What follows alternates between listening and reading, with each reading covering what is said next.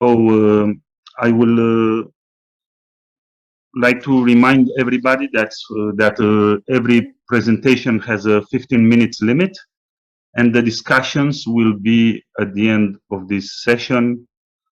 We have 5 presentations in this session, so I would like to present our first speakers, Elena Bozhinova and Svetelina Slavkova from the Septemuri Museum in Bulgaria, with the presentation A Roman Broche Workshop from Philippopolis, modern-day Plovdiv, Bulgaria. Please, the floor is yours. Thank you very much. Okay, thank you.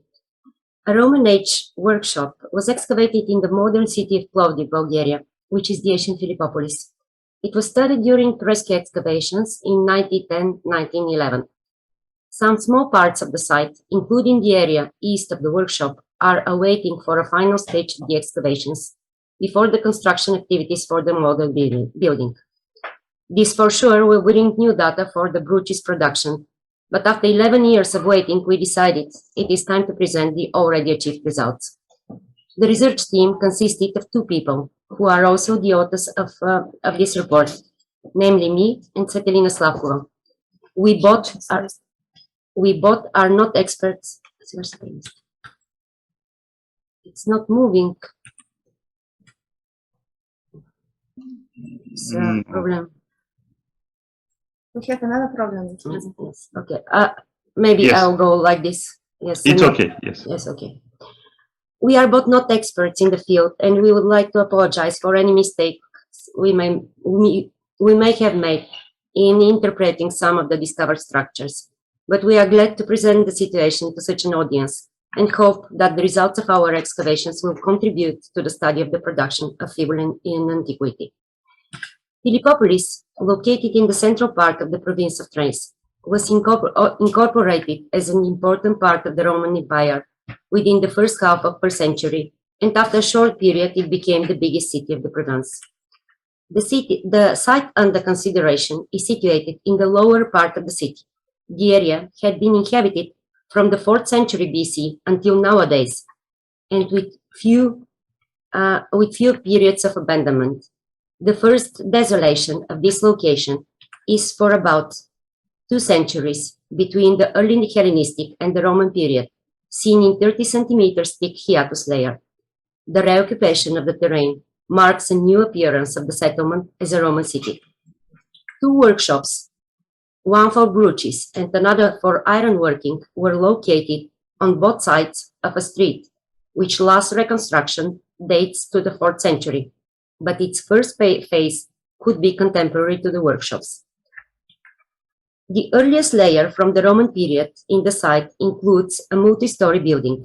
Most of the rooms were only partially studied because of the monumental architectural remains from the succeeding periods, preserved on the display to be displayed in situ. The artifacts found in them do not allow assuming their function. In one of the rooms, there were better conditions for archaeological investigations because of the owner's illegal digging activities here, preceding the excavations, during which the upper layers were taken out. Thus, we had the chance to study archaeologically a larger part from the early Roman and the Hellenistic period, namely here, a room with features and artifacts that refer to its interpretation as a brooch workshop were found. The room has a rectangular plan. Its entrance is not determined. Its western and southern walls were studied. The eastern wall is reconstructed by a trench left after its dismantling in a later period. Thus, the room measures approximately 460 meters east-west and more than 5 meters north-south. The walls are built on the ground without a substruction. They had stone bases with mud solder and mud bricks construction in the upper part. 3 post holes or massive vertical pylons sustained the roof that was covered with tiles. The floor was made of compacted clay with 6 recorded consecutive levels within 60 centimeters difference between the highest and the lowest one. These repairs and the repeatability of the production facilities, as we will show later, together with the reconstructions of the area by inner walls, testify for a relatively long use of the room, of which at least 2 building phases are distinguished. The lowest layer is best preserved and studied. The room was divided partially by an inner wall made most probably with wattle and dove construction. 11 post holes were found in a strip that is 20 centimeters wide and 2 and 20 long. The soil around them consists of yellowish clay that is similar to the floor but is thicker and not that compacted, so we suggest it is the destructions of the wall. A small part of a stone wall was partially revealed in the northern profile.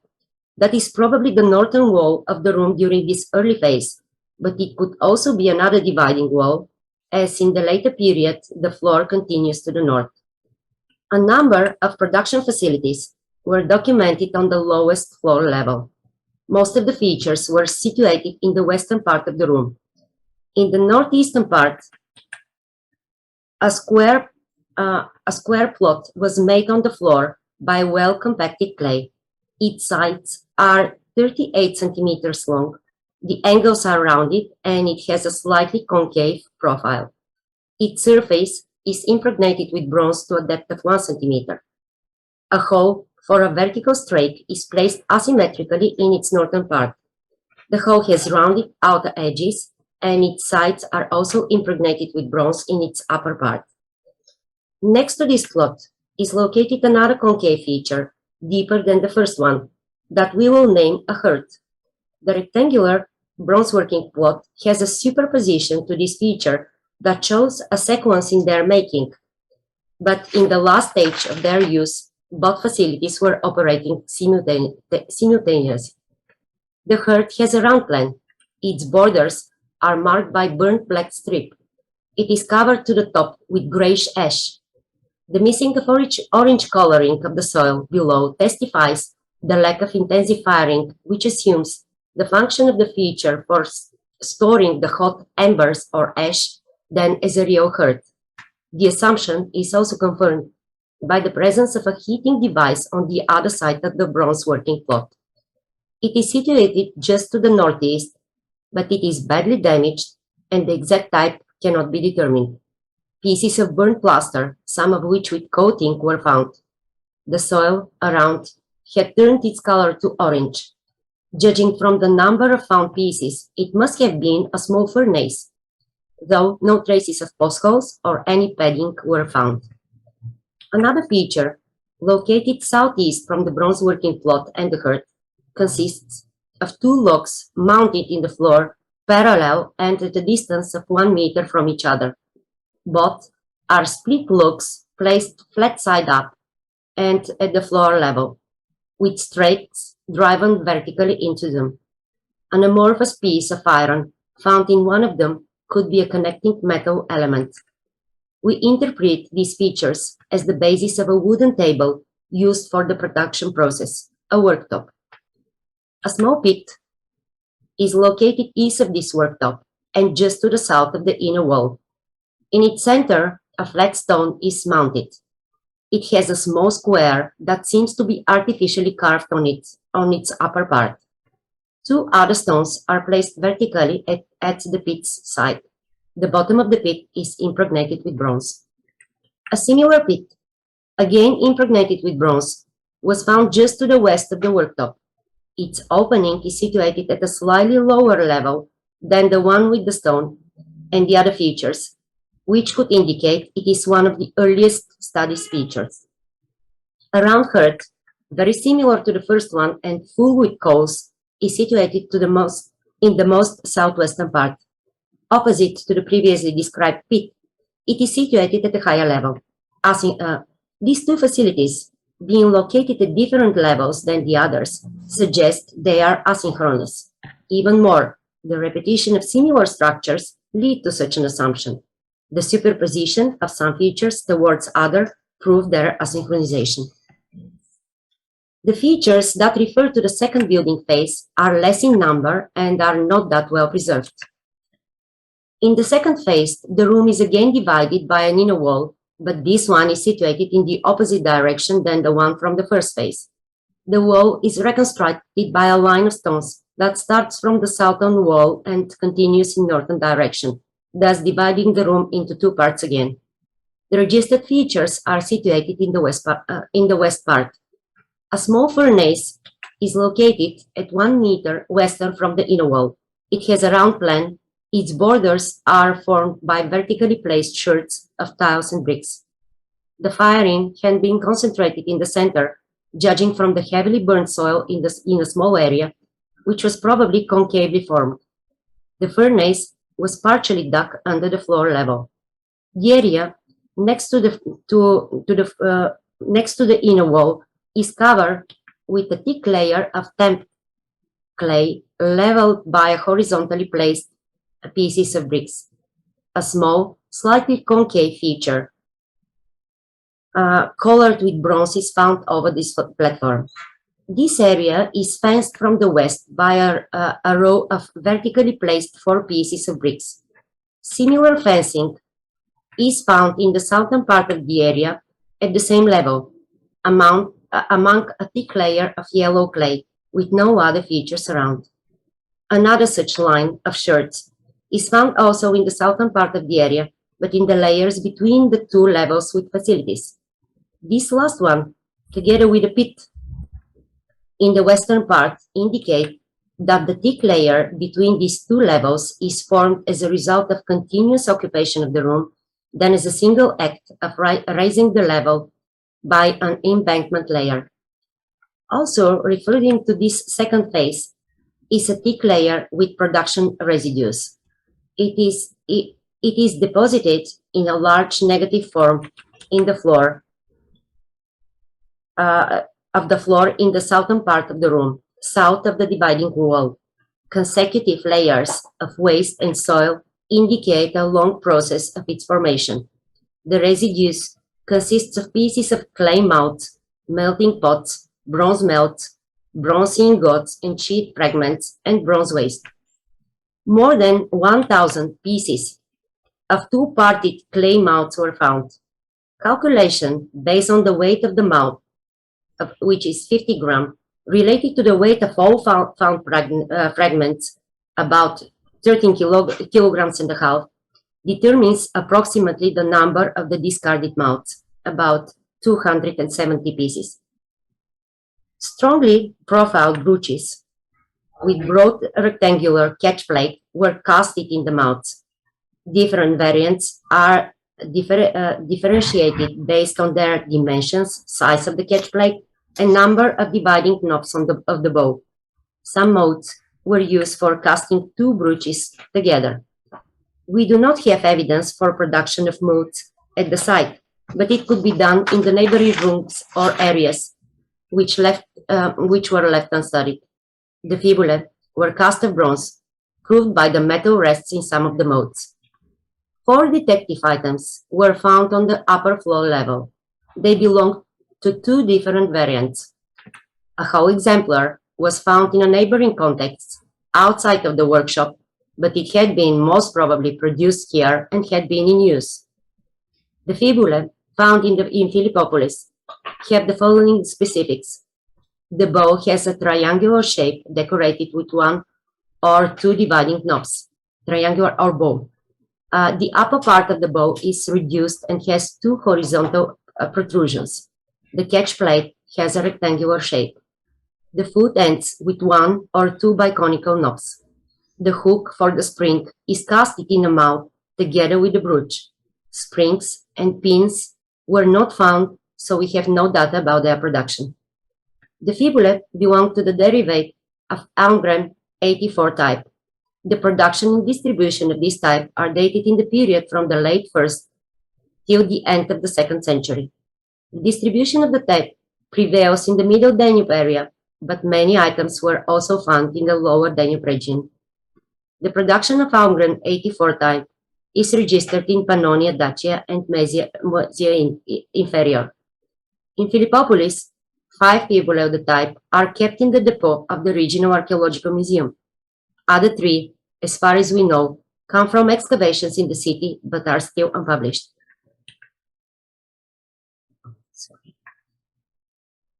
About 150 pieces of melting pots were found too in the waste layers. They were all made of clay. Most of them are semi-spherical in shape. Their walls are thick with vitrification and traces of bronze inside. Few pots have a more spherical shape. Only one is with larger diameter, shallower, and with thinner walls. Few tools come from the layers of the workshop. These are an anvil, a shovel or spoon, and another jewelry tool. An awl is probably another iron artifact badly preserved. Bronze ingots and sheet fragments are found. The ingots are elongated in the forms of a parallelepiped or trapezoid. Some thin bronze sticks probably belong also to this group of items. Another artifact found in the layers of the workshop that seems to be related with the production process is to be added. This is a piece of a ceramic round object similar to a low ledge.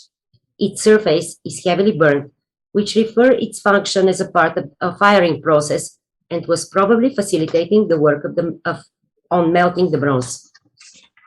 Two other ceramic items, similar to weights but very massive and with asymmetrical cross-section, come also from this area, but both found in the most upper layer, and there are certain reference to the workshop is problematic.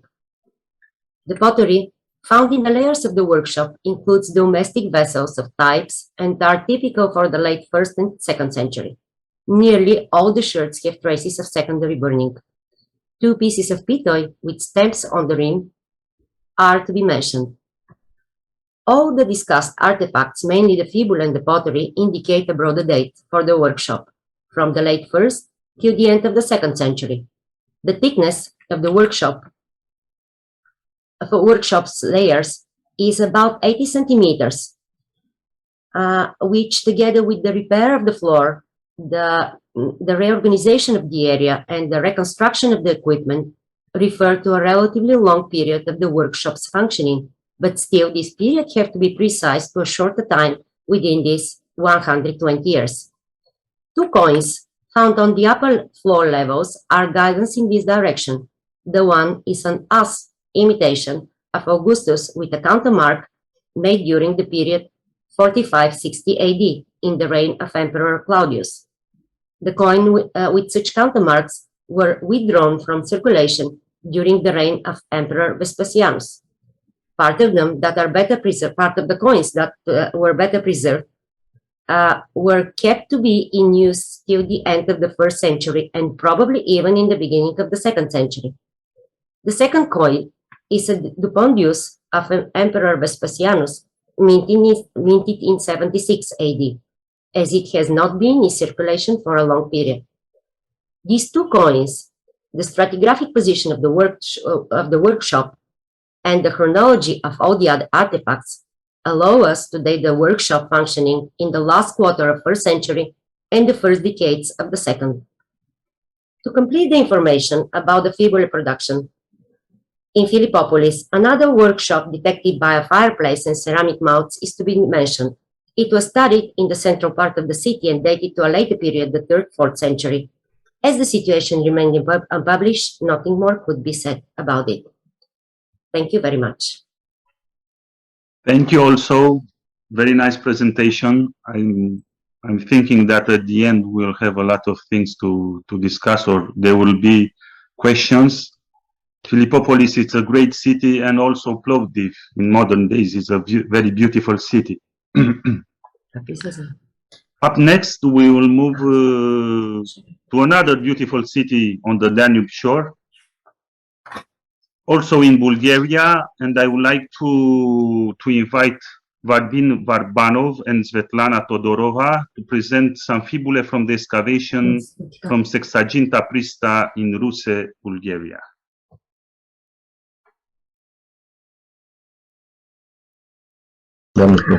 Hello, everybody.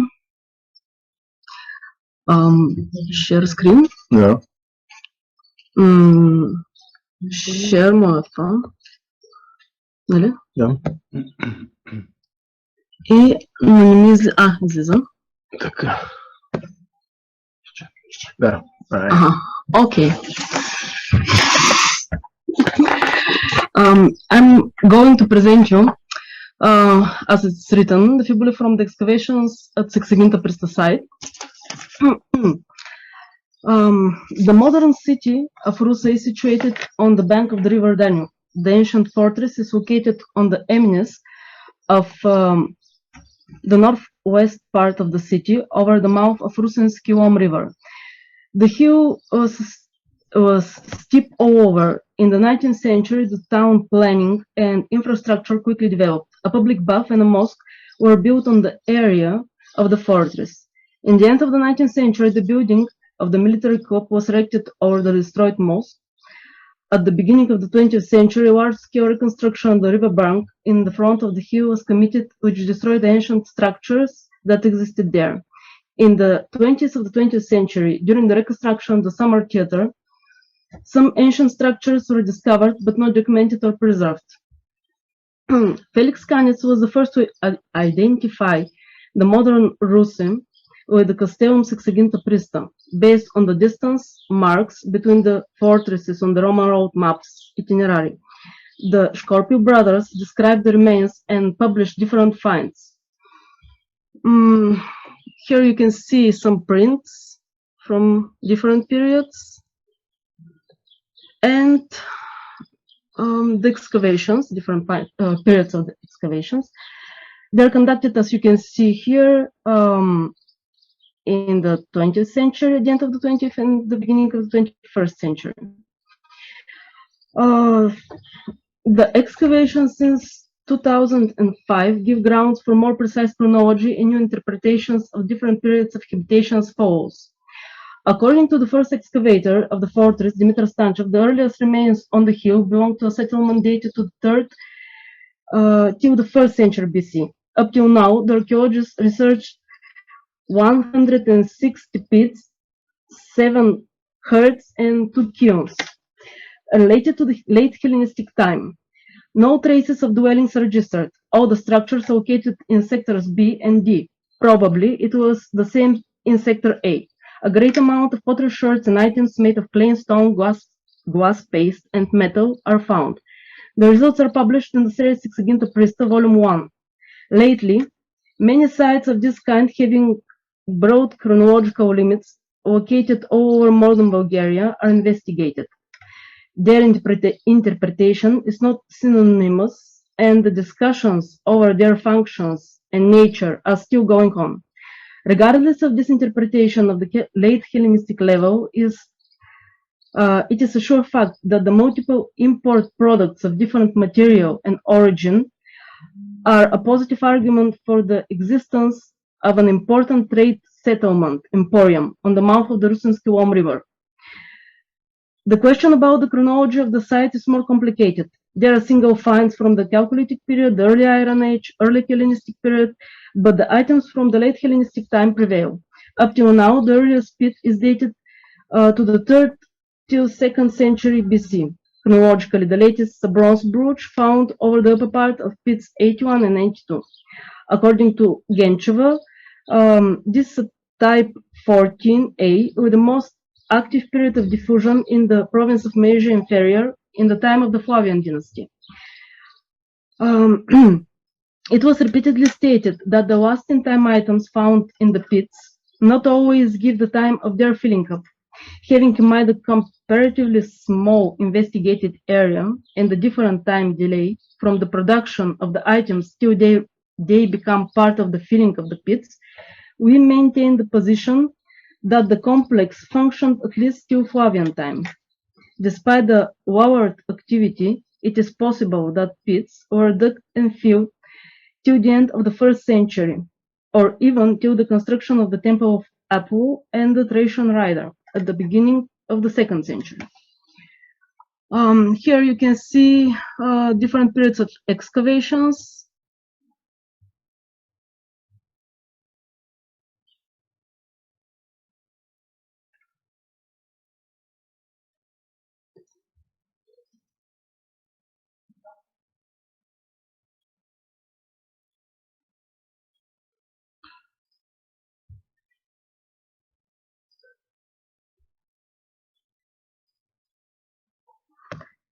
And this is from the previous year.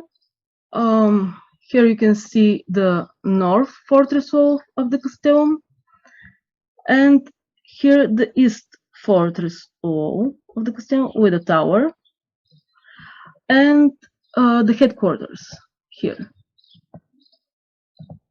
And as you can see, we're excavating usually here since 2015.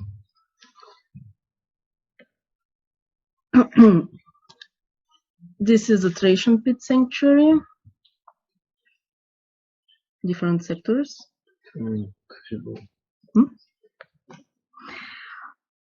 12 of the 22 whole and fragmented brooches belong to the Thracian type, third variant, dated to the 3rd century BC. To the same time can be assigned 4 bilateral brooches known as perstrop type. They are broadly distributed in nowadays northeast Bulgaria. It's necessary to mention that most of them are badly preserved. Highly oxidized are also the ones found in later contexts. Pits dated 2nd, 1st century BC till 1st century AD. The last 6 brooches belong to types spread on the Balkans during the end of the 3rd century till the beginning of the 1st century AD. They are well preserved and are found with synchronous items. In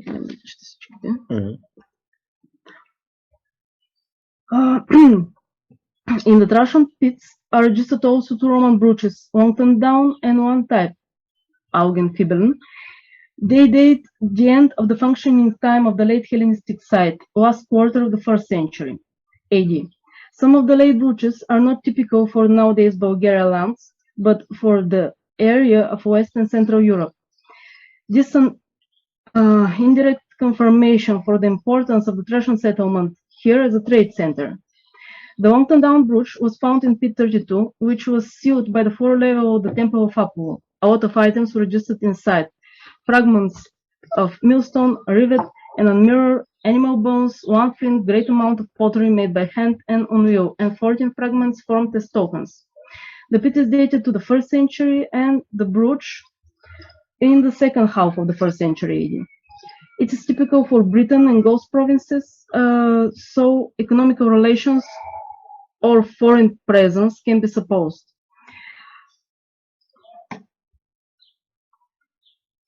In a sealed Thracian layer over pits 81 and 82 and below the level of the exedra in the sanctuary of the standards is registered another brooch, a derivative of the Aucisa type. This type is distributed in the provinces of Gaul, Germania, Britain, Pannonia, Dacia, and Moesia Inferior and Moesia Superior, and is located mainly along the limes.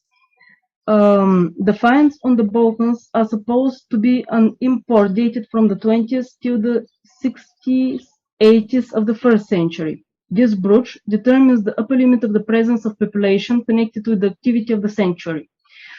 One more brooch of this type is found, but in a pit with chronologically mixed materials. A brooch with a string mechanism and an upper bow string was unearthed in Sector C, together with materials from the 6th century. Its rare appearance in the neighboring to Bulgaria areas makes Gencheva to assume its local production. It's dated in the 1st till the beginning of the 2nd century. According to Dimitar Stanchev, the earlier military camp of Satsiginta Presta is on the excavated hill, but its defensive system was destroyed in the middle of the 3rd century and rebuilt again at its end. The research campaigns conducted since 2005 up till now prove that before the erection of the late Roman castellum, on the hill existed not fortified settlement, vicus. So far are unearthed the remains of at least 6 buildings and few pits in sectors A, B, D, and F. The earliest apsidal one is interpreted as a temple of Apollo and the Thracian rider. Sure arguments supporting this statement are the fragmented and intact votive tablets and an altar dedicated to Apollo. It existed from the 1st half of 2nd century to the middle of the 3rd. The vicus continued functioning till the end of the 3rd century. Two brooches came from the context of the temple. The first is of North-Pannonic type and probably was imported here, widely spread during the 1st century. The second brooch is of the early type with a bent stem, the Dacian variant after Diaconum. Muntenia, Romania, is pointed as a place of origin under the influence of Roman and Sarmatian types. It is dated in the 3rd century till the rule of Gallienus. As the examples in Bulgaria are till the rule of Aurelian. Here from the temple. Connected with the layers of the vicus are 4 brooches found in sectors B and E, one fragment of a trumpet-shaped brooch. Their origin is connected with the territory of the Lower Danube, widely spread in Moesia Superior, Pannonia, and the North Black Sea coast and Dacia. Gencheva dates the type from the beginning till the middle of the 2nd century. One brooch of the strongly profiled type maybe is a transition to the knee type. They are found in Noricum, Pannonia, Moesia Superior, Barbaricum, and are dated to the 2nd half of the 2nd century, the beginning of the 3rd. The last two belong to the knee type brooches, one with a spring mechanism and upper bowstring, and one with a cylinder for the spring and transverse catch plate. The first example is close to the materials in Pannonia and Noricum, which appeared around the middle of the 2nd century. The second example is typical for the upper Germanic Rhaetician limes, but is also distributed in Britain and Dura-Europus, dated to the end of the 2nd, the beginning of the 3rd century. Although connected with the army, they are found also in civilian settlements. The castellum is built in the 4th century. Different parts of the defensive system and the building of the Principi are excavated. It is dated during the rule of Emperor Constantine the Great. The building of the headquarters functions till the last quarter of the 4th century. Probably the cessation of its military use is due to the disintegration of the late Roman model of military organization. To the period of the castellum are related few brooches found in sectors A, B, D, and F. As for the ones in sector A, there are no stratigraphic data. The earliest example is a brooch with a spring mechanism and a small onion-shaped grove. Such forms are known from Serbia, Dacia, and all over Europe, typical for the 4th, but still encountered in the 6th century. 8 more brooches of the onion-shaped type are registered during the excavation of the headquarters, the north and the east fortification wall. This and this one here. 6 of them are casted, 2 are forged. The casted are classified as type 4C after Keller and 3,4D after Priotel, and the forged one as type 5 after Keller. These are dated in the 60s, 80s of the 4th century. And according to Haralambievo, the upper limit is in the 3rd quarter of the 4th century.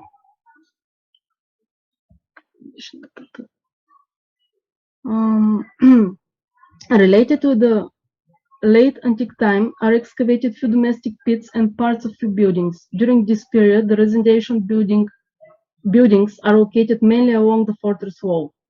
The 4 premises adjoining the north fortress wall, unearthed in 1976-1978, also belong to this time. In 2012, is researched a building with materials dated only to the 6th century. This is sector C. Remains of similar dwellings are destroyed in the 1911 during the reconstruction of the river bank. The last 4 brooches are from the late type with bent stem. 3 are forged and 1 is casted. Haralambievo divided variants of the type based on the shaping of the front part of the bow. Tudor classified them according to the proportion bow-stem. They are dated to the 6th century. Although Haralambievo widens the upper limit till the beginning of the 7th, but there are no surely stratified items. The casted example, has the upper part of the stem shaped like a cross. Classification of the type are made by Tudor, Hrlambieva, Magurianu. The distribution on the Balkans make the scholars suppose local production. Yankovic dated the type from the middle of the 6th century till the last quarter. And this is all. Thank you for your attention. Thank you very much. Thank you for the beautiful presentation.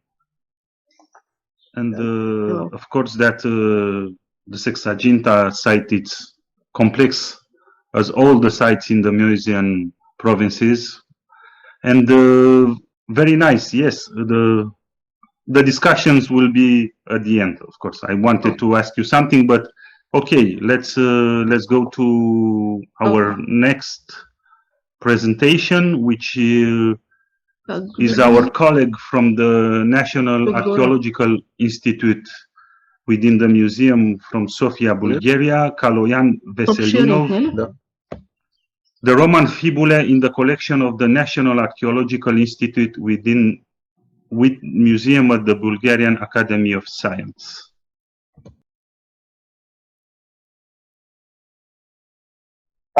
Dear colleagues, my name is Kaloyan Pramatanu. I'm senior assistant at the Archaeological Museum, and I have deep interest in the Roman culture in province of Thrace, especially of the out-of-town mounded necropolises. So I would like to thank, frankly, to the organizers of this conference for the efforts to organize the current important from scientific point of view colloquium, which exposes valuable and voluminous information and allows the archaeological parallels to be made. Actually, the present report represents the classification, the typology, the chronology, and the context of the fibulae from the Roman period, 1st, 3rd centuries AD, kept in the Antiquity Depository, the Representative Depository, and in the permanent exhibition of National Archaeological Institute with Museum at the Bulgarian Academy of Sciences. Here you could see the fibulae, which I will discuss. The main purpose of the present report, it is the better socialization of the museum collection by the displaying of information, both visual and textual, for the artifacts and allowing of their full value scientific circulation within the context of the colloquium and beyond. As it concerns the typology and the chronology of the Roman fibulae from the present-day Bulgarian lands, among the most important, immediate, and topical researches are the monography of my colleague, Associated Professor Eugenia Genova, entitled The Roman Fibulae from Bulgaria, issued in 2004, a real manual for identifying and dating of the Roman fibulae from our territory. An important also as it concerns the finding of close parallels, it is also the monography of a Serbian archaeologist, Sofia Petkovic, entitled The Roman Fibulae in Serbia, 1st, 5th century AD, printed in 2010. You could find it, the book in Academia Edu. So what we have in the collection, this is the first fibula, one particular profile fibula with one ring of the blow. This type originates from the Latin fibula, the so-called Urnavaso. On the basis of the shape of the pin rest, there are three variants which are characteristic for the Castella along the Danube limes and Pannonia. The dating is mid the first half of a 2nd century. Type N, the trumpet-like fibulae developed on the basis of the above mentioned type. They have funnel-like widening in the front part of the bow. In Bulgarian lands, they are represented by the type 10B, small-sized fibulae, with a small break on the top of the foot, dating from the first half of 2nd century.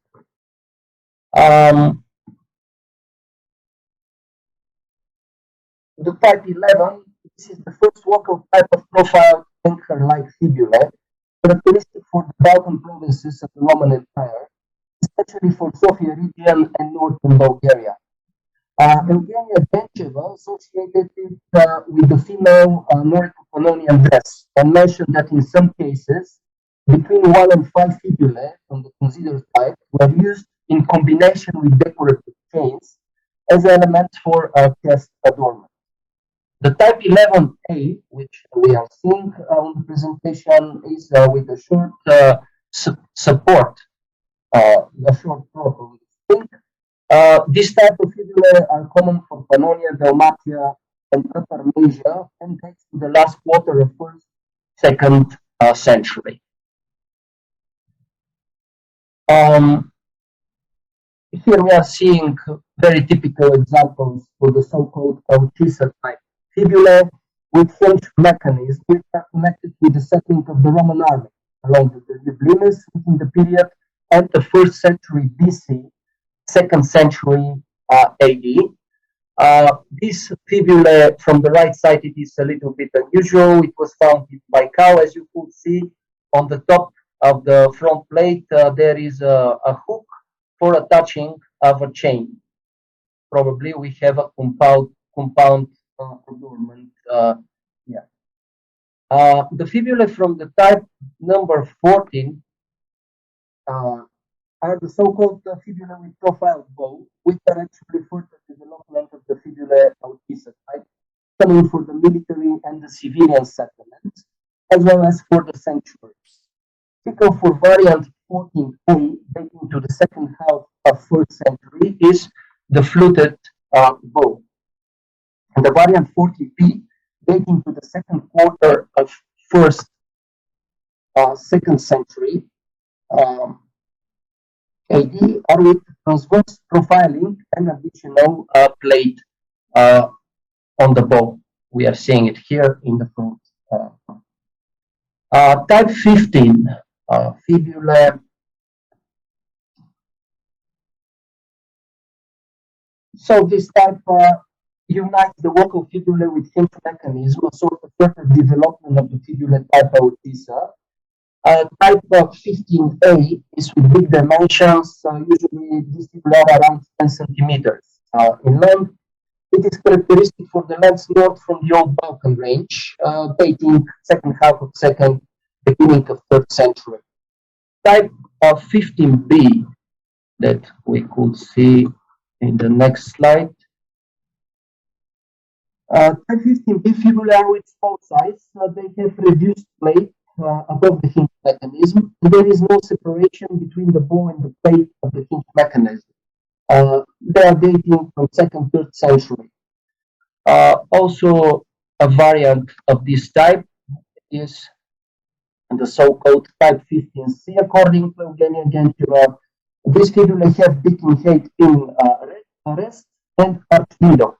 These fibulae are characteristic for the upper and lower measure, and till now I don't know a find of these fibulae south from the old Balkan range in the Roman province of Thrace, dating second half of 2nd, beginning of 3rd century.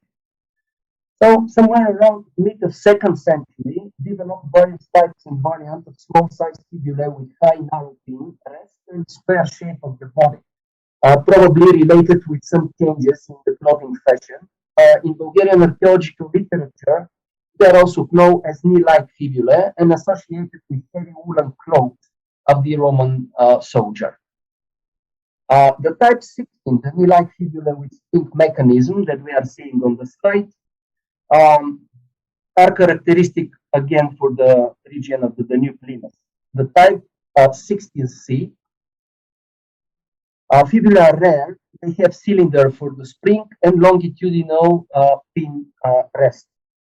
The specific feature is the special cylinder covering the spring. The dating is last quarter of 2nd, the mid of 3rd century. Type 17, the knee-like fibula with hinge mechanism, common for the Danube Limes in Upper Asia. The type 17A that we are seeing on the slide has a longitudinal pin rest and a cylinder for the axis of the hinge mechanism. Such golden fibula is discovered within the context of the rich mound grave from province of Thrace, excavated in the vicinity of village of Lurin, Yambo district, and dating from 2nd, 3rd century.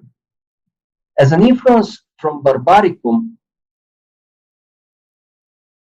and in close relation with the invasion of the Germanic and Sarmatian types in the first or second century in the Balkan provinces of Empire, appeared the two-parted fibulae with banded foot developed on the basis of latent types of fibulae.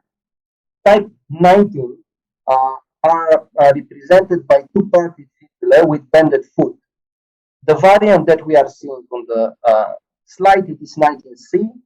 It has long side shoulders, as we could see. Usually around the long axis is this additional wire with decorative function. They are rare, found in the Bulgarian lands and taken from the 3rd century AD. A particular interest represents the discovering of the so-called crossbow hinge fibulae. They are very popular for the present day Bulgarian lands during all the period 3rd, 4th century. A particular interest represents the discovering of the so-called bulb fibulae, type 24, according to Gencheva. They are crossbowed and named after the specific onion-like ending of their bow and side shoulder. These types represent further development of the so-called cruciform crossbow fibulae. They were casted in four-parted mold. They were made of bronze, silver, and gold, and some of them were discovered within the context of treasures. The first case relates to the collective find near village of Ceaușevo, Ruse region, dating from 3rd century AD. It was found in 1938 and comprising one golden twisted torque and silver artifacts. 3 twisted torques, 4 bracelets made by wire, 10 belt appliques, a bow fibula, a clasp, and an inscribed ring, and more than 1,200 silver coins. Most probably, the treasure was hidden because the Goth invasion somewhere in the mid of the second half of 3rd century. According to Fischer and Gencheva, the treasure has military context and belongs to a Roman officer, Aurelius Decimus, if we follow the inscription on the ring.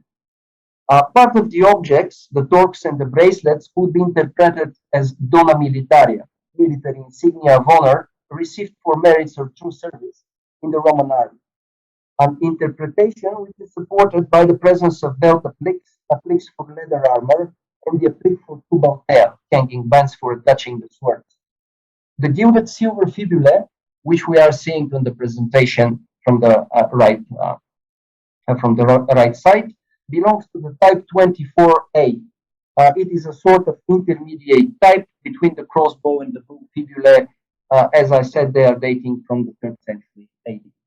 So the second case of bow fibulae in the treasure context is related to the so-called treasure of Nicolaevo, Pleven district, comprising 933 silver coins of Roman emperors dated between 2nd and 3rd centuries AD, large amount of silver and golden adornments, as you could see, 2 silver vessels, a bow and salt and pepper, as well as gilded silver fibulae of the so-called type Nicolaevo, type 24B, according to Gencheva. These are actually the early bow fibula. They have bow which is trapezoidal in section, small-sized bows, and a short foot, dating in second half of 3rd century. We have many finds like this in our permanent exhibition. This fibula is very interesting, type 24. It was found in Sofia region, dating again from 3rd century AD. It is a golden fibula. My colleague Miglena Vasilieva will give you more information in the following report. Type 24B fibulae, it is also found within a grave context near to the Tirpan Stara Zagora district. So what we have here, it is a fibula decorated with floral and geometrical ornaments in Yeo technique. From the one side of the bow, there is an inscription in Latin, utere felix, which means use this happily. It is also part of our permanent exhibition. Here also we have good examples for this type of bow fibulae. A variant 24C that we are seeing from the left unites fibula with rounded bows dating in the last quarter of the first decade of 4th century. The provenance of this find it is unknown. As you could see, it is a gilded fibula, so it used to have a representative function.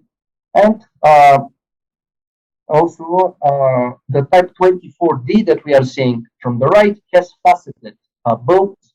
It is characteristic for the first half of the 4th century AD. The most late variant of this type of fibula is the so-called type 24E, bulb fibula with massive bow represented in the depositories within the find from the northern necropolis of Augusta Traiana, and dated in the second half of 4th century AD. It seems that the considered massive cruciform bulb fibulae were perceived from the provincial population not only as valuable goods, but also as a mark for high social status and wealthiness. But they were also worn by military and civilian officials as a symbol for belonging to the empire apparatus. As Keller and Jobst wrote, during the assumption of the office, these administrators were gifted with a cloak attached by means of golden, silver, or bronze fibula. Within the above-mentioned context should be considered the presence of fibulae in the so-called rich graves in province of Thrace. These burial complexes are dated mainly in 1st, 2nd century AD and distinguished from the common burial complexes, not only with the representative, in some cases even monumental burial edifices, but also with the numerousness, the variety, and the luxury of their inventory. In many cases, such the graves near the Uzem Borisovul Zapel, Oranovo, Pudoene neighborhood, Sofia, the fibulae, one or a pair, and these are the cases from Borisovul Zapel and Karanovo Istakman, were discovered along with full sets of offensive and defensive armament and associated with males died in mature age, most probably soldiers, military administrators, or wealthy veterans. So here we can see some stone monuments from our permanent collection with the depiction of the so-called discrete fibulae, for which we will also give a description. The disc fibulae are among the most numerous finds, and they have been used in all period of time. As it concerns their construction, we have replacing of the bowl by a round decorative plate. We observe an extraordinary variety of the shapes and the decoration techniques. The type 25 unites flat geometrical fibulae elaborated by cutting of various shapes from a bronze shape. Type 25D from the left is represented by fibulae in a form of navigational helm. The dating is second half of 1st, 2nd century. The type 28 embraces also open-work disc fibulae. The most part of the artifacts relates to the so-called open-work style, applied in the making of belts, horse harness, different objects from the everyday life. Type 28B, from the right side, embraces faceted molds, this open-work fibula. Characteristic for the variant is the stamping of the mold ornament, which allows the mass identical production. The open work elements is usually geometrical or floral, dating last quarter of second, first half of 3rd century AD. Type 29 unites the so-called figure of this fibula representing animals, birds, fishes dating from 2nd century and finding parallels in province of Pannonia. They are very common and with undetermined broad chronology. The type 29B that we are seeing from the left, defined from the Nicopolis of Istrom, has disc-shaped as various animals. Of course, the most common for Upper Asia is the representation of a horse. We have also this fibula representing laying dog. It was found again in Nicopolis at Istrum, dating from 2nd century. And this rare type of fibula from Rotziaria, which is shaped, as you could see, as a frog, and it has also a red enamel of the back and in the eyes of the animals. Type 30 fibula embrace the geometrical fibula with animal decoration. The type 30B that we are seeing on the left is related to open-work fibula with animal incrustation, characteristic for the Sarmatians. The variant unites fibula with complex shape, formed of 4 or 5 open-work elements, and dates in the second half of second to beginning of 3rd century AD. The type 36 that we are seeing from the right is fibula in shape of pliers. Usually the needle is attached to the bow with a rivet, dating last quarter of second, the beginning of 3rd century. This type is common for Roman province of Thrace, where it is discovered mainly in civilian context, settlements, and sanctuaries. So I will finish with this presentation with one question towards you. We have one fibula from the Roman period. It is made from silver. It was found in Popovo, Târgoviște district. So I will be very grateful to you if you could point out like parallels to the find. And thank you for your kind attention. Okay, thank you very much for the beautiful presentation. And yes, maybe that is a very strange fibula at the end.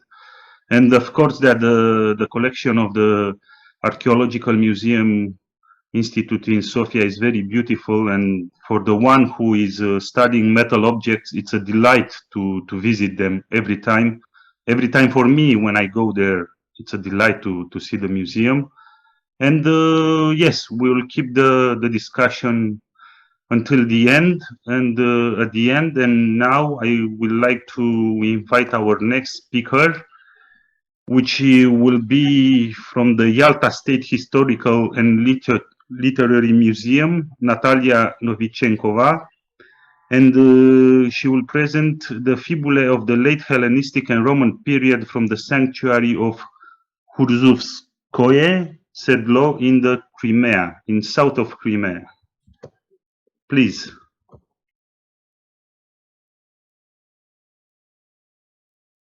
So I would like to express my gratitude to organizers for this excellent and very interesting conference.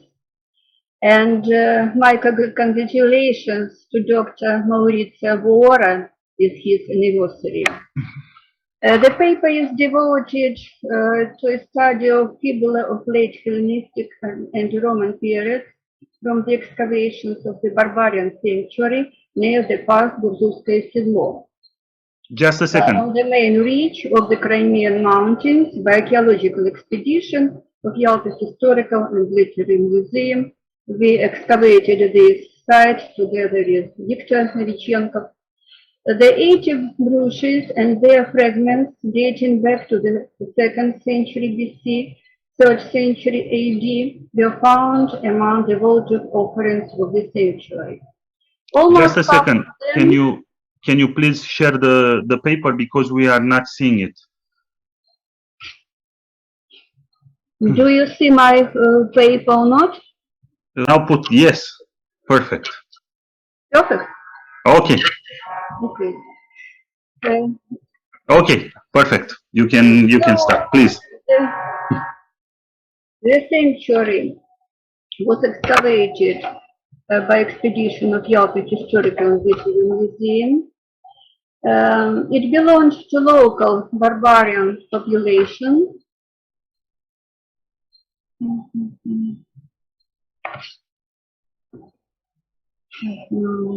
You can click on each slide, the one below, and it's okay. No, below.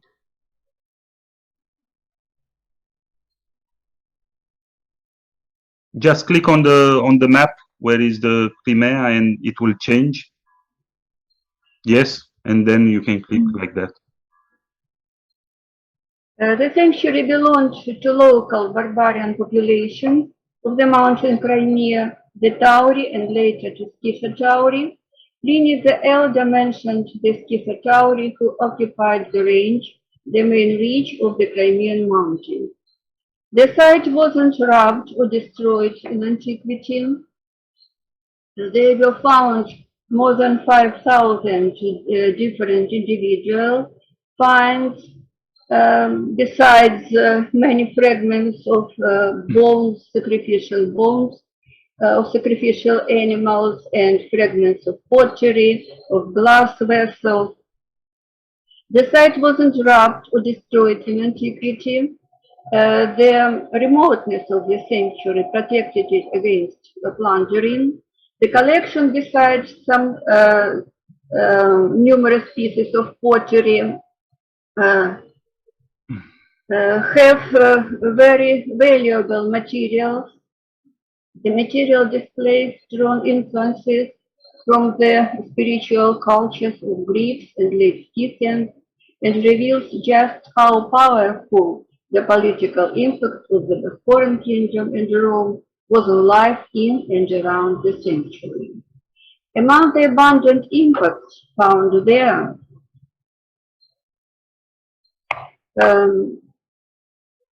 there are objects which are very valuable and rather rare for the territory of the northern Black Sea coast. Unique coins, silver and bronze statues of ancient deities, glass and metal vessels, and Roman armor.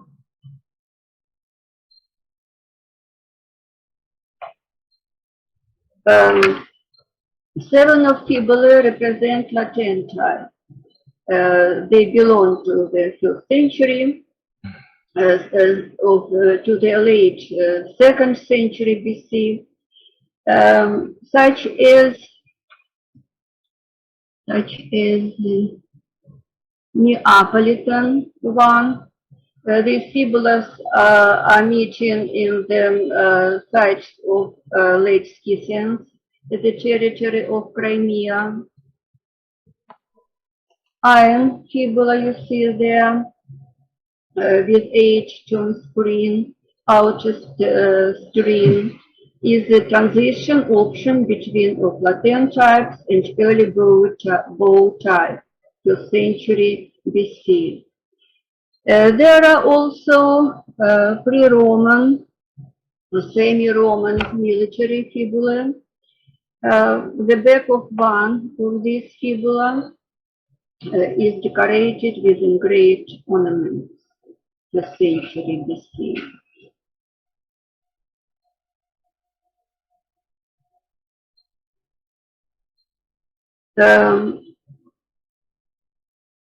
We have the group of the military fibula connected with the military suit of Alesia type and Alcisa type.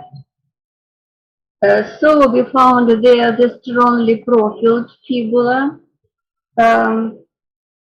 Similar fibulae were distributed at the provinces of Pannonia, Noricum, Retium from the middle of the 1st century BC to the middle of the 1st century AD. By the time of gain by Romans of Britain, these fibulae began to get out of fashion in the West. Fibula of Western origin are distinguished noticeably in the collection of the site. There are hinged, arc-shaped, and breeches.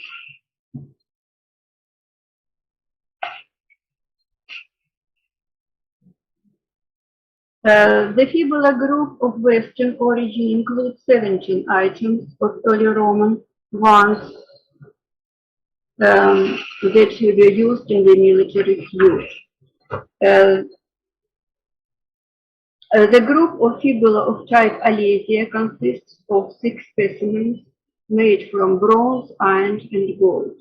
The similar copies were disseminated in eastern Gaul, northern Italy, and Dalmatia from 52 BC to the 18 AD.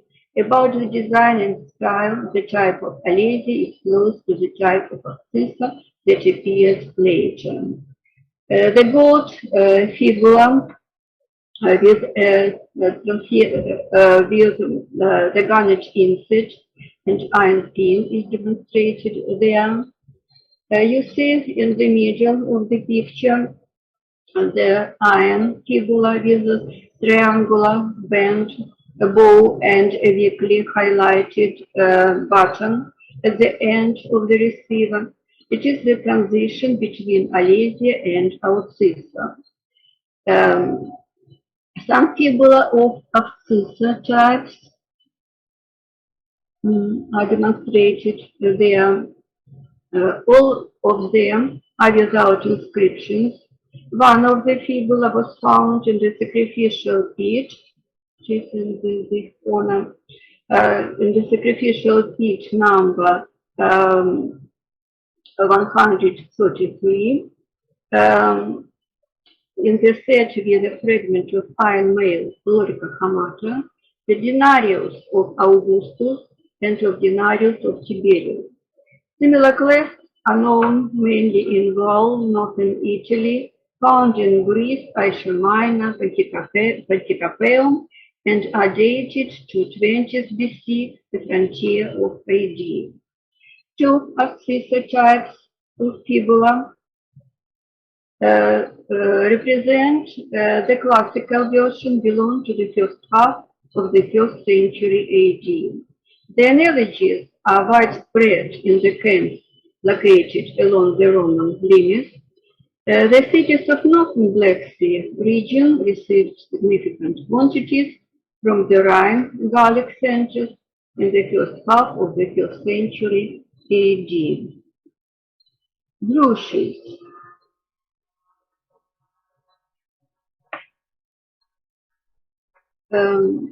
You see there an omega type fibula brush.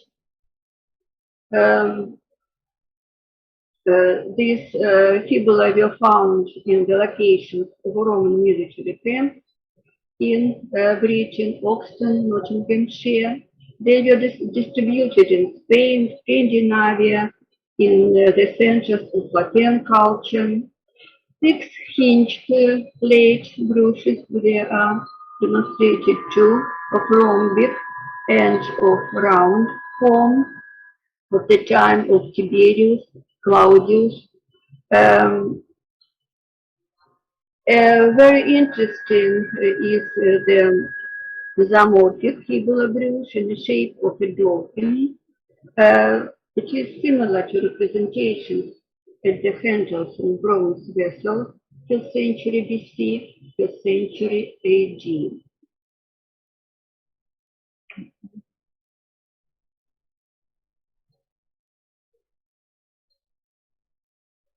Fibula brush from silver with a gold inset is in the form of lumina.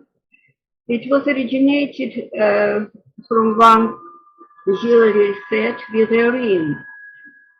The massive cast silver finger ring with sculptural representations of two snakes' heads, which had the box of cubic form in open mouth, was covered with graving showing imitation of the snake's skin.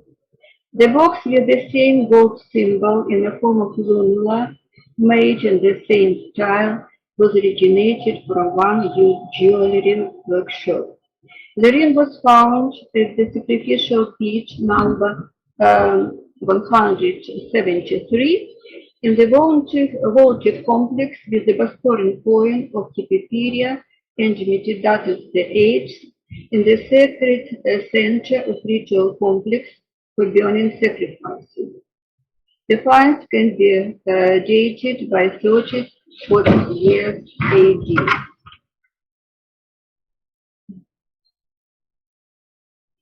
There are no spontic types of bow and fiddlestick fibula. We found 26 copies from iron and bronze of bow fibula and 9 fibula in the form of the fiddlestick. So it is the half of all kinds of fibula in our site.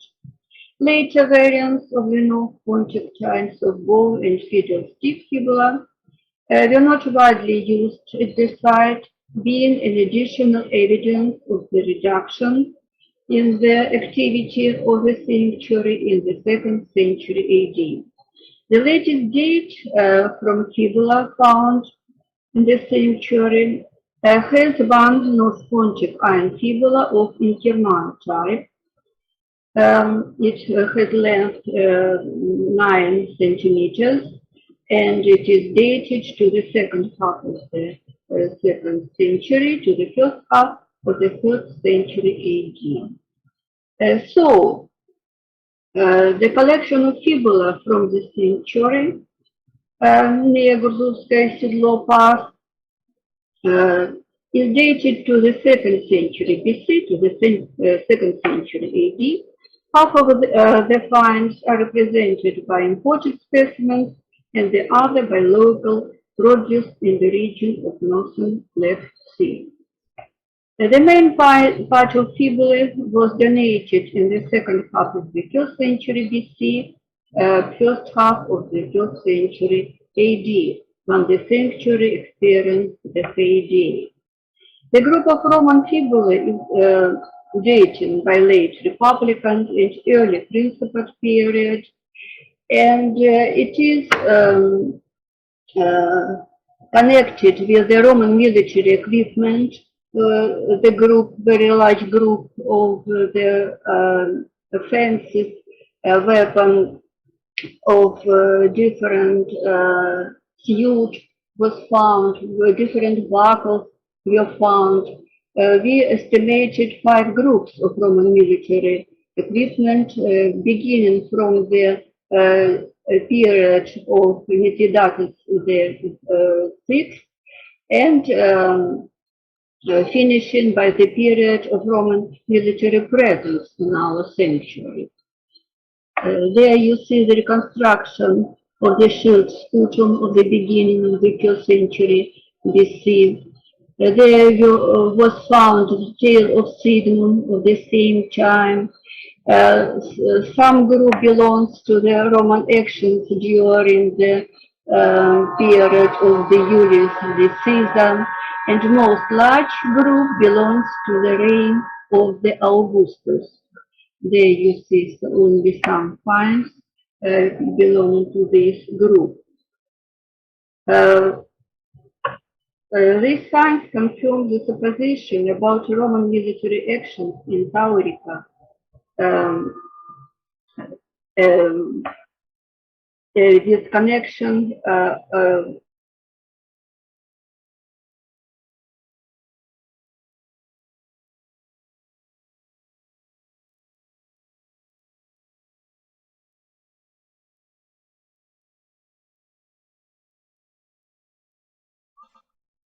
We can hear you. I think that there are some problems with the connection of the internet.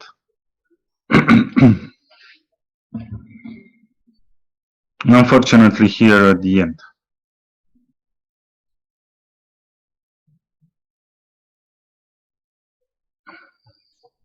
Yes, I think that there are some problems. And because we are running a little bit late, I would recommend to move on. Unfortunately, yes, I know the site of from Crimea that our colleague, she was presented. I remember now the presentations and the papers of the Professor Kazansky speaking about the Goths in that site, in that location, which are spectacular. So let's move to our last presentation of this session, and it will be our colleague Benjamin Storchan from the Israel Antiquities Authority from Jerusalem, and the paper will be a Roman shoe brooches from Israel. Please, the floor is yours. Turn on the mic.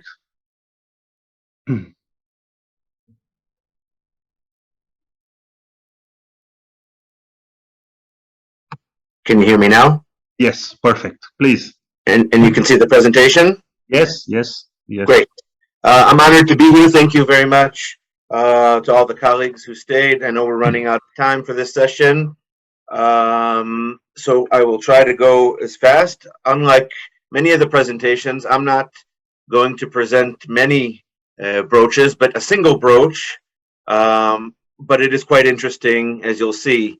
A quick word about the status of research of fibulae and brooches in Israel. Scholars in Israel use Hebrew words. So fibula is translated to Hebrew as fibula, right? But interchangeably, they use another word called sikah. It is literally a pin. Sometimes they even use the word sikat rechisa. Now, this is problematic because the Israeli scholars often don't differentiate between the technical differentiation between fibula and brooches when translated to Hebrew. Therefore, if anyone is looking for Israeli material, if they don't know the Hebrew, it's almost impossible to find. I'm not a brooch or fibula expert. I do work in ancient lamps, and there is a international society called the International Lichenology Association, where during our last roundtable, we created a list of all the languages and local word terminology used for lamp production. I suggest that maybe this platform would be a good thing to have all the European languages and Middle Eastern languages to create a database so we can search for each other's work.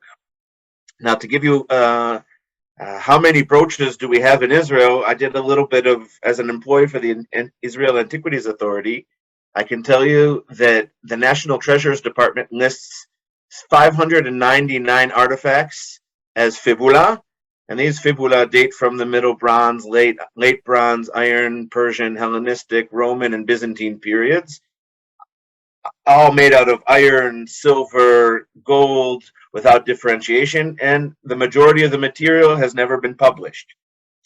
There are another 112 artifacts in the National Archives that are translated as sikah, possibly brooches. I haven't gone through all the material, but these ones date from the Iron Age to the early Islamic period. Another 38 artifacts seem to have like a join of terminology, sikat fibula, and this data has not been published. Now, this is only things that have made to the Israeli Treasures Department. This is not things that are in university collections and museum collections. I am going to present a brooch that was found in the province of Judea, 25 kilometers southwest of Jerusalem, near the city of Beit Shemesh, at a small rural site called Churvat Shumela. Excavations began at Churvat Shumela during 1997 and 1998 under the direction of Yehuda Dagan. At the site, remains of large stone walls and hewn foundations and some mosaic floors were uncovered, buried under Ottoman terrace walls. Now, on the bedrock below the floors, there was a great amount of early Roman material, pointing at a rural settlement existed already between the first century BCE and 1st century CE. Although the villa remains, the large stone walls you see here date to the 3rd and 4th century CE. I had the ability to expand on the 1997-1998 excavations. You see here in red the area that was excavated prior to me by Yehuda Dagan. We continued excavating the villa to the north and to the south, and we could differentiate two rooms, two functional differences in the same villa. To the north, a domestic area paved with mosaic floors. Here you can see one of the mosaic floors that was uncovered with a geometric design. And to the south, an industrial area that was geared to the production of terracotta lamps and terracotta figurines. A number of molds were found for the production of lamps, and one mold was found for the production of figurines. These lamps and figurines are already well known locally as Beit Natif products. In 1930s, during the Palestinian, the British Mandate of Palestine, excavations only a kilometer south of Khurvat Shumela uncovered remains of another contemporaneous workshop in the village of Beit Natif. The excavation was conducted by Dmitry Baramki, who's pictured here. Here's the British Mandate material. They excavated a cistern carved into the bedrock. The cistern contained hundreds of figurines and lamps and molds. These are contemporaneous and very typologically similar to the material culture we are finding in Khurvat Shumela, meaning that there are two parallel workshops, whether they're working in tandem or working in competition with one another. This is not the place to discuss it, but in the southern area of the workshop at Khurvat Shumela, we uncovered a single shoe brooch with blue enamel on its upper side. The pin is gone missing. Now, I don't know how much I have to, we didn't know what it was. We don't have many enameled materials in Israel. Prior to cleaning, our metallurgist at the Israeli Antiquities Authority laboratory, we took a small flake from the enamel and did some scanning electron microscope to figure out that it is a glass, a type of glass, in order to figure out how to clean it. The brooch, after cleaning, became a little bit clearer. We could start to see the shoe outline. The enamel became clear, and the hobnail decoration around the periphery of the brooch became quite apparent. Searching, I was able to find a number of researches done on these brooches, including some geared towards typologies of skeuomorphic brooches and shoe brooches, specifically the connection between brooches and soldiers, and possibly cultic uses, and of course distribution. According to Figer, this belongs to a type 28B of skeuomorphic brooches. Right here it is. And later typologies were refined by Eckhart into 4 different types. The brooch from Khurvat Shumela belongs to a type 1. Hobnailed shoes are there's some good evidence for the existence of hobnailed shoes in Palestina. Here we have a roof tile stamped with the Roman boot, the Kaliga, from the 10th Legion. This was produced in Jerusalem after Jerusalem was taken over in 70 CE. At Hippusosita in the northern Israel, there was a plaster floor that left the imprint of a Roman boot. And of course, most excavations now with modern metal detecting are finding sandal nails and shoe nails wherever we excavate.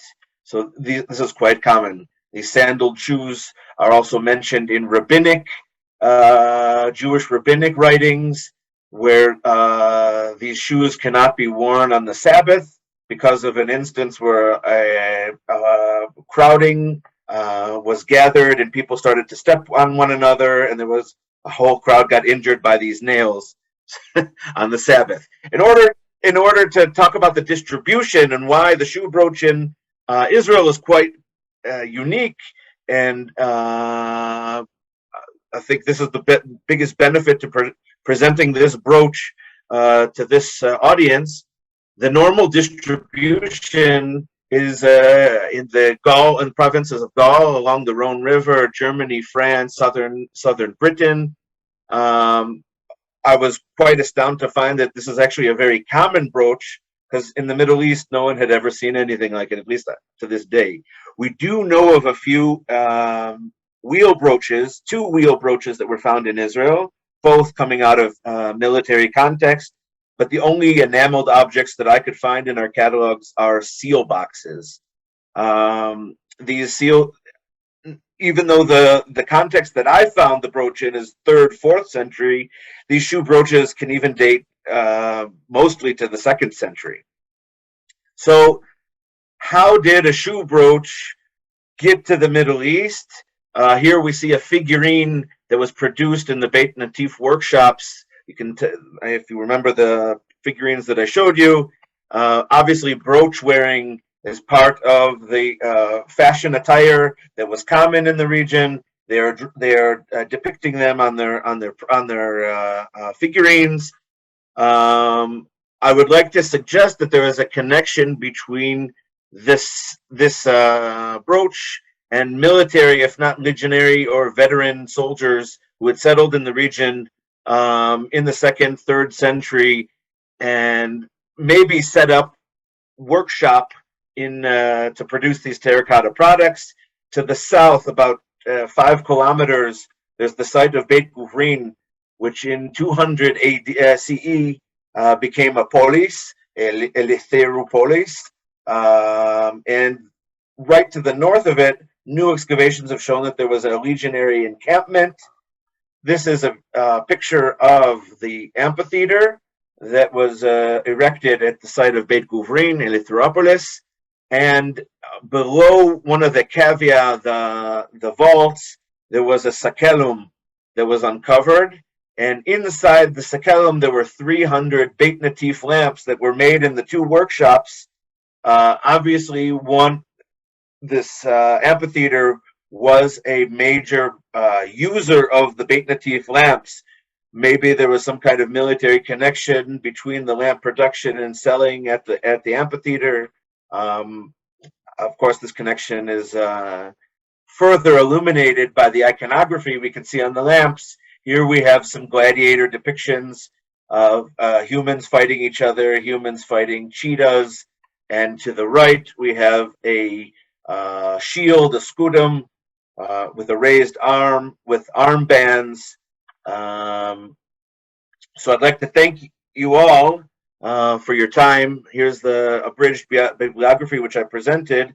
I think that, like I said, one brooch can change a lot, and to bring it into an international perspective, I don't know of anything, any kind of brooch like this from the Middle East. If anyone knows, I would like to hear your input. So thank you very much. Thank you for Professor Lafley for organizing this conference, and to Radu is your last name, for first name, for being the chair of this session. Thank you for your time. Thank you very much for this beautiful presentation. I think that I don't know, maybe my colleagues can say the same thing. Maybe it's a very high percent that your fibula came on the military road, let's say like that, was bought by the militaries, because here in Dobroja we have almost the same things that enamel fibulas from the Gallic and the western part of the empire are bought by the militaries. Okay, so because we passed the time, but I think that our organizers can let us and have a small discuss after these very beautiful presentations. I would like to invite, if anybody has something to ask or to discuss about our session, the 7th session that just ended. Please, if there is anybody who wants to speak about any presentation. Yes. Okay, please. I am not sure if I have understood well. The shoe brooch is connected with the cult of Mercury. Please. I also don't know if it's connected with the cult.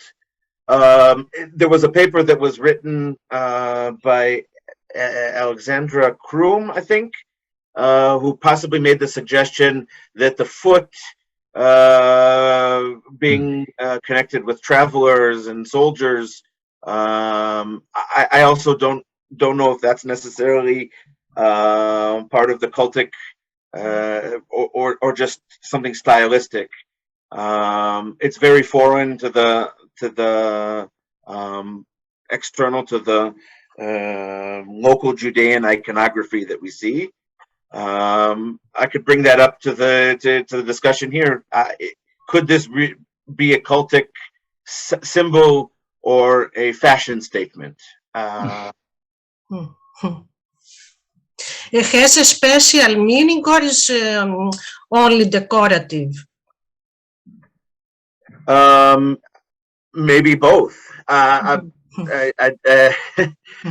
For some people, it could be. I don't have an explanation. We don't have many from the Beit Natif lamps that were being produced. Just now, there was a lamp discovered with Helios and Serapis on it. Now, if there were, we also have Mithraeum coming in. What local after the fall of Judea and increased Roman influence into the region, there were a number of deities that could have been worshipped. And I don't know if there's good evidence to point to Mercury. Yeah. Thank you very much. Very interesting. Thank you. Yes, of course, it's quite an unusual find. Yes, especially.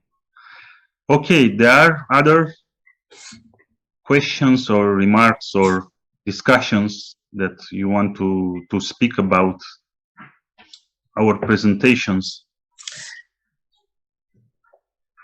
No? I had a question for Natalia, but unfortunately she cannot hear us, not? No, she's not connected from what I'm seeing. I think that she had some problem with the internet connection. Does anyone else have a same problem with terminology in their local languages as they do in Hebrew? Or is fibulae and brooches, the brooches is a more, is it something else other scholars have encountered? I don't think that here in Romania we don't have any problems.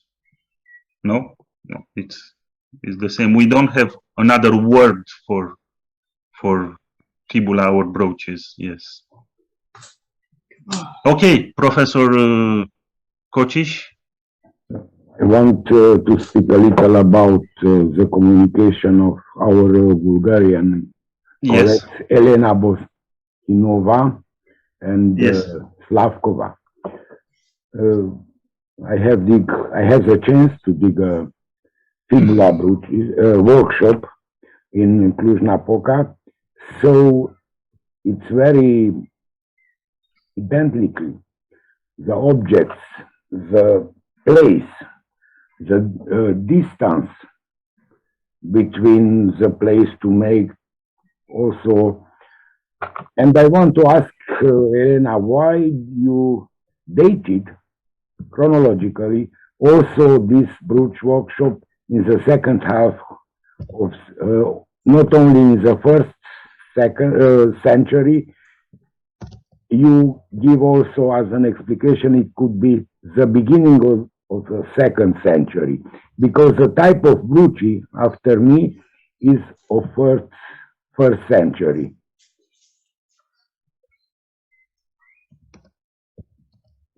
Maybe you have another element, what I don't know. The coins are of the 1st century, and they could be also neat to make brooches. We know a lot of examples when coins are transformed in brooches.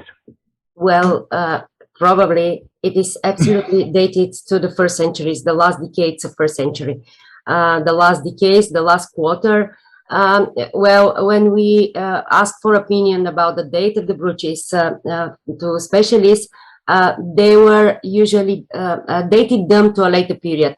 So it was like a compromise to date them even to the beginning of the 2nd century, but the stratigraphic observation, as well as the date of the 2 coins which were found on the upper floor levels, are an argument all for an early date.